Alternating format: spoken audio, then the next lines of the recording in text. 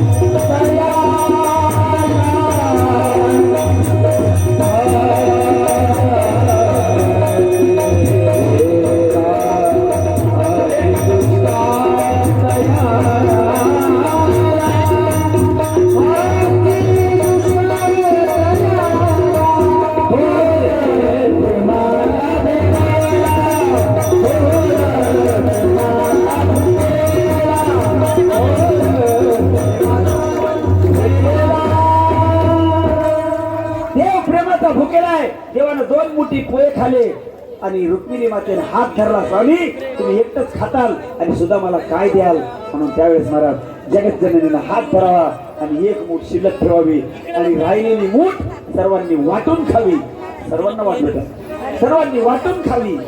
याला म्हणतात एका भक्ताचं प्रेम. म्हणून सर्वांनी एक वेळेस हात वर करून भगवंताच्या नामाचा गजर करून भगवंताच्या बाबतीत आपण कृतज्ञता व्यक्त करू. गोपाल कृष्ण भगवान की जय. जय जय श्री राधे, जय श्री राधे, जय श्री राम. बरेच दिवस सुदामा भगवंताच्या वास्तव्याला राहिले. पुढे चलण्याचा प्रयत्न करतोय. बसा खाली. रुक्मिणी आणि कृष्ण दोघच जण उभं टाकले, बाकीचे सगळे जण तिथे खाली बसले होते. राम राम. सर्वजण आनंदात नगरी आहे, पण सुदामाला घरी जायची तळमळ लागली. त्यावेळेस सुदामा म्हणतोय, भगवान बरेच दिवसापासून मी तुझ्या वास्तव्याला राहतोय, पण आता माझ्या पत्नीची आणि मुलाची मला आठवण येते. मी जाऊ का? देवानं सांगितलं जा. सर्व नवी कपडे दिले, वस्त्र अलंकार दिले, सुदामा नटवला. पण जातो म्हणलं त्यानंतर सुदामाला वाटलं काहीतरी देव मला देईल.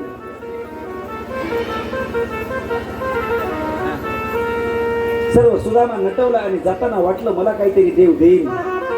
मी जातो म्हणल्याच्या नंतर देवाने म्हणावा सुदामा जा, पण तुला दिलेली कपडे सर्व माझी मला देऊन जा. स्वतःच्या अंगावरची कापड काढून घ्यावी आणि सुदामाला नगरीच्या बाहेर पाठवावं. महाराज सुदामा जात असताना विचार करतोय ज्या देवाच्या भेटीला आलोय तिथं मागायला काहीतरी आलोय, पण लेकर काय खातील. पण अगदी माझ्या भगवंताचं वैभव बघा.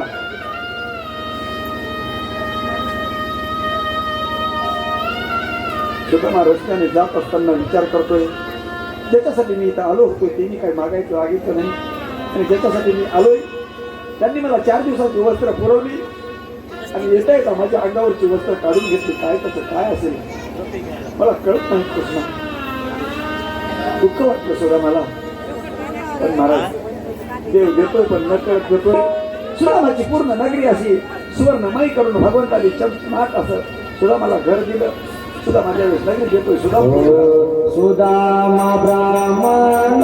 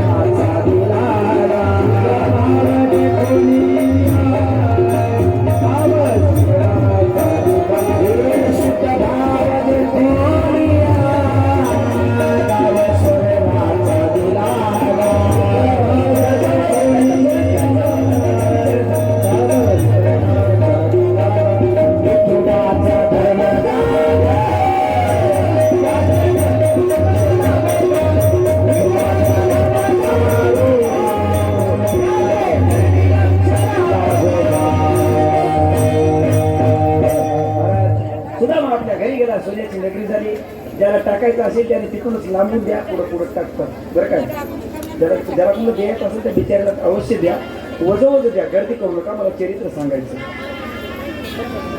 सुखदेवजी महाराज मोठ्या प्रेमाने वर्णन करतात. राजन गाव सोन्याचा त्या ठिकाणी सुदामाला दिला, देव भक्ताला देतोय. म्हणून सुखदेवजी महाराज सांगतात राजन अशा पद्धतीची कथा झाली. 7 दिवस तुझे पूर्ण झाले राजा. पण जात असताना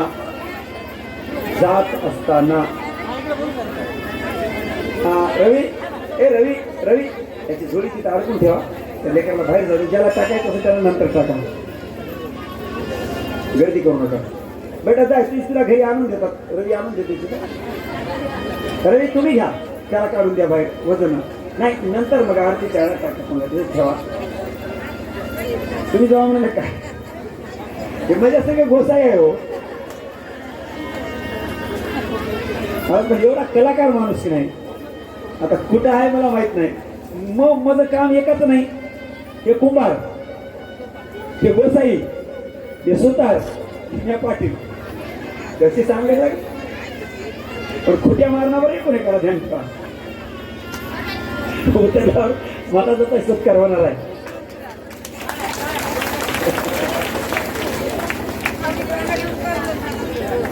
ठीक आहे मायबाप. रवी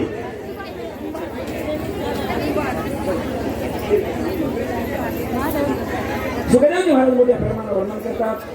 कथेला या ठिकाणी पूर्ण विराम करत असताना राजा परीक्षिताचा उद्धार करण्यासाठी सुखदेवजी महाराज त्या ठिकाणी आहेत. पण काळ हा टपून बसला असल्यामुळे काळ येतोय. पण त्या येणाऱ्या काळाला जावं कसं ते तक्षक वाद बघतोय. तेवढ्याच वेळात वैद्य सुद्धा त्या ठिकाणी येतोय. ऐका मायबाप, वैद्य सुद्धा त्या ठिकाणी येतोय. पण वैद्य मधीच धन देऊन फिरायला जातो. पण पुढे जाऊन तक्षक एका फळाच्या रूपामध्ये प्रवेश करतो फळामध्ये आणि राजाला भेट या रूपाने जातो.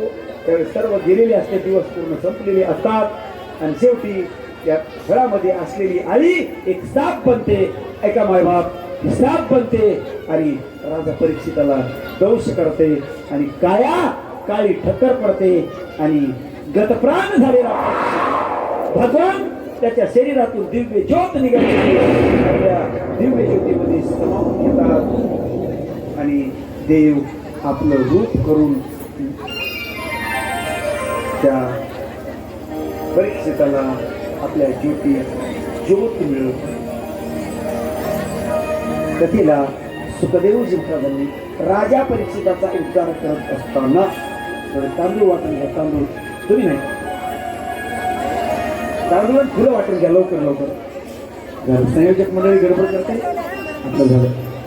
तांदूळ फुलं आहेत का कोणाकडे? हातात घ्या. तुम्ही तिकडे तोंड करून बसा. पूजेला बसलेली मंडळी तिकडे तोंड करून बसा. पूजेला बसलेली मंडळी तिकडे फिरवा. तिकडे तोंड फिरवा. तिकडे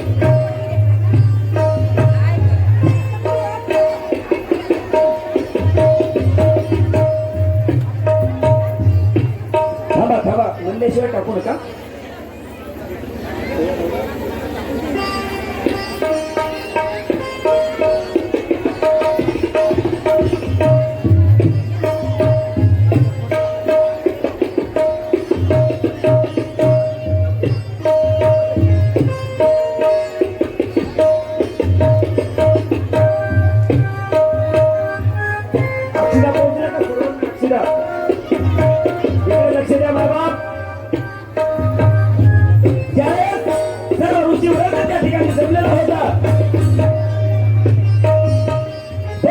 उद्धारासाठी म्हणून सर्व वृक्ष वर्णाने भगवंताच्या नामाचा गजर केला आणि भगवंताच्या नामाचा गजर करून राजा परीक्षिताला त्यांच्या उद्धारार्थ म्हणून सर्वांनी भगवंताच्या नामाची गर्जना केली आणि परीक्षिताच्या उद्धारासाठी म्हणून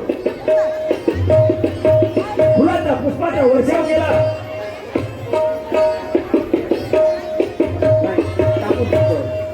अशा पद्धतीने भगवंताच्या नामाची गर्जना करूया.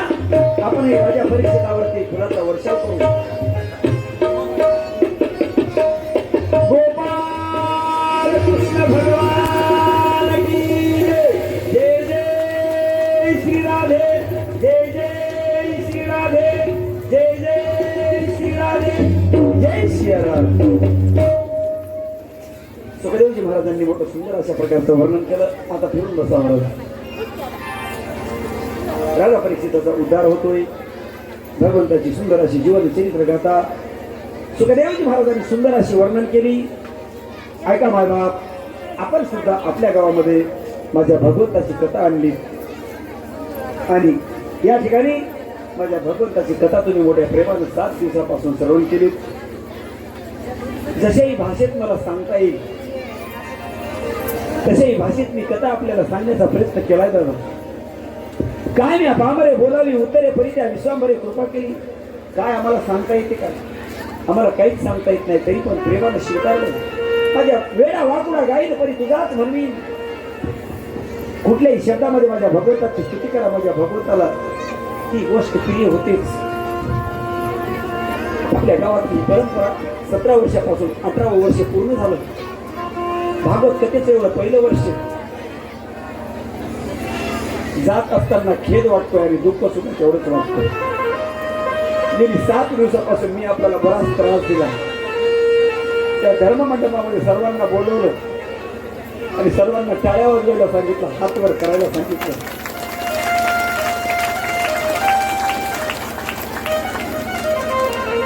गेल्या 7 दिवसापासून मी तुम्हाला त्रास दिला.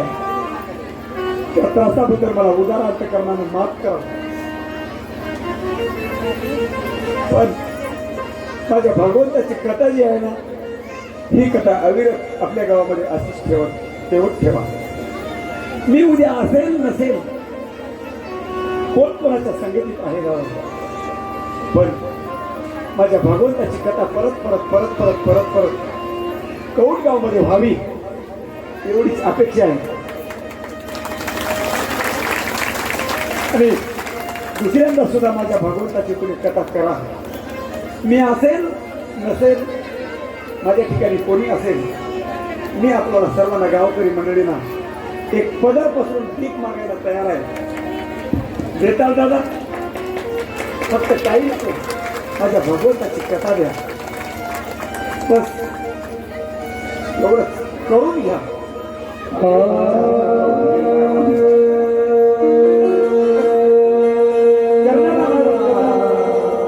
पुढच्या वर्षी कथा करणार ना माय? करणार ना? करायचं असेल तर हात वर करून दाखवा. करायची ना बापू? कथा करायची ना पुढच्या वर्षी? हात वर करा.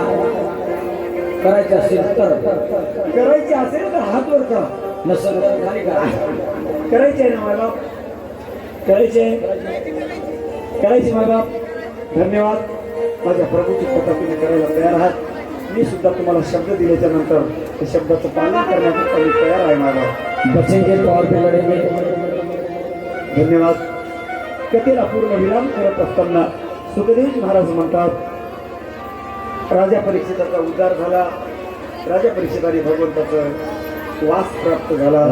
त्याचवेळी सर्व ऋषीवृंद जात असताना ज्या परीक्षितीकडे ऋषी मुनी संत महंत साधूंचा गौरव झाला, त्याच पद्धतीने आमच्या इथे सुद्धा गावकरी मंडळीच्या वतीने गौरवाचा कार्यक्रम या ठिकाणी आयोजित केलेला आहे. त्यामध्ये आमचे भीमराव पाटील यांचा सिंहाचा वाटा आहे. महाराज, या माणसाच्या पायाला पाय नाही. रात्री महाराज जाईपर्यंत 12-1 वाजेपर्यंत ही व्यक्ती शेती राहते हो. आणि महाराज गेल्याच्या नंतर जरासं डोळ्यावर डोळा पडला न पडला तेवढ्याच वेळात मंदिरामध्ये येऊन परत पहाटेचं भजन, नंतर ज्ञानेश्वरी, नंतर गाथा भजन, नंतर भागवत. किती कष्ट आहे तो या माणसाचे. एक भोळ व्यक्तिमत्व आहे तुमच्या गावाचे. भोळ व्यक्तिमत्व. भोळ व्यक्तिमत्व संसारासाठी नाही पण परमार्थासाठी निश्चित भोळ व्यक्तिमत्व आहे. त्यांच्यासाठी एक बार टाळ्याचा गजर करू आपण. पायाला पाय राहत नाहीत महाराज या माणसाच्या. सत्याचे 7 दिवस मोठं प्रेमाने त्यांनी स्वीकारलं. महाराज त्या सर्व गावकरी मंडळींनी जवळ घेतलं. कथेला पूर्ण विराम करण्यापूर्वी आपल्याला सर्वांना माफी मागते. धावत्या वेळात मी कथा सांगितली. काही कथा राहिल्या जर असतील की आठवण करून द्या. राहिलेल्या कथा जर बोलवल्या तर पुढच्या वर्षी निश्चित सांगेन. फक्त आठवण करून द्या. या कथा राहिल्या महाराज, त्या कथा पूर्ण सांगेन. एवढंच बोलेन. या ठिकाणी थांबेन. आरती होण्याच्या अगोदर त्यांचा सत्कार करून घ्या. या ठिकाणी आरती होईल. नंतर शेवटची भैरवी होईल. निघेल. सूचना द्या मला. सूचना आहे, शेवटची भैरवी होईल. भैरवी झाल्यानंतर या ठिकाणी आरती होईल. आरती झाल्यानंतर या ठिकाणी लगेच पालखी मिरवणूक निघणार आहे. कोणी महिला घरी न जाता पालखी